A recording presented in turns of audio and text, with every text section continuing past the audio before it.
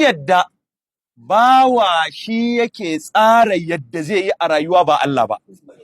Kuma Allah subhanahu wata'ala bai san abin da zai faru ba, sai in abin ya faru sannan Allah tabaraka wata'ala yake sanin abin.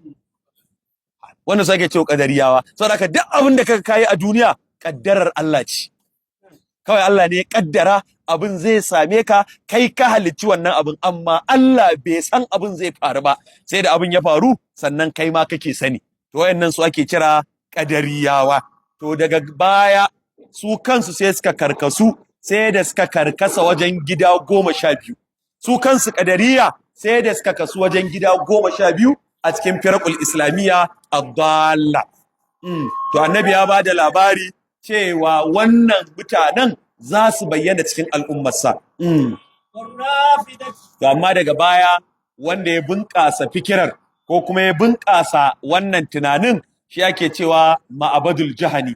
Ma'abadul Jahani shine ya bunƙasa tunanin, kuma har mutane aka samu masu wannan tunanin a cikin al'umma cewa duk abin da ka yi kaddara ce, ba mutum baya shiga kaddararsa ta tawakkalin mata, cewa ai mutum baya shiga kaddararsa.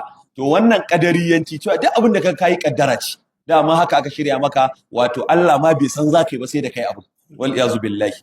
Wannan annabi ya bada labari cewa za a yi waɗannan mutanen, sai kuma gashi sun bayyana har sun karkasu gida 12 kamar yadda muka yi bayani a kwanaki.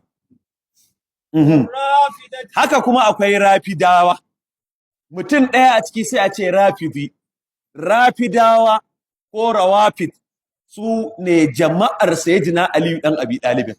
Suna cikin mutane wanda ake ce musu shi'awa, kuma a cikin shi'ar daga cikin shi'a isna a shari'a.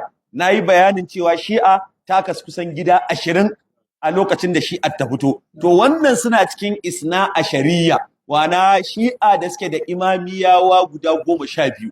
Tana daga cikin mummuna a cikin wannan shi'ancin. Sannan su rafidawan su ne asalin waɗanda suka fara jingina da sayyidina Ali ɗan Abi Talib. Yana daga cikin wanda yake mu'assis na wannan rafidiyawan shine wato Zulkhuwaisarati.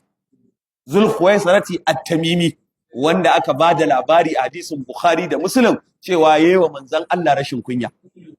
Sannan yana daga ɗabi'arsu da manzon Allah ya siffanta su, yukaffiruna nasa, ba su da wani aiki sai kafirta musulmai, wa yatru